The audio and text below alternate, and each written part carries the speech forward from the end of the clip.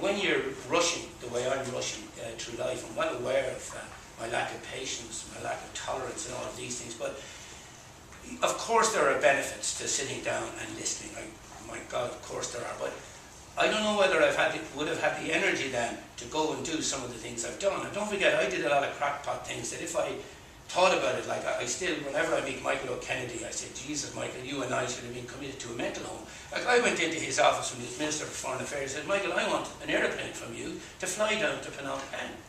He'd never heard of Phnom Penh. I'd never heard of Phnom Penh until about an hour earlier. I was going to sort out the Cambodian genocide.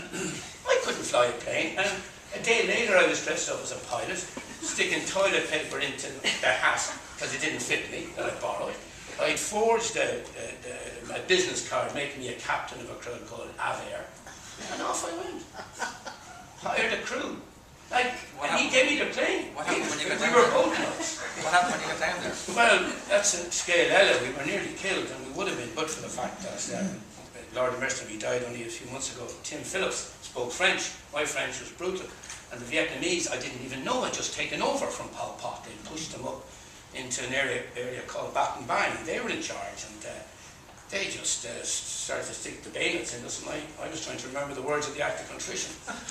And when he spoke French, everything was okay. But I was able to report back to Michael Kennedy that getting aid to the Cambodian nation had to be done through Thailand, rather than through Cambodia. So it was a useful exercise in that regard.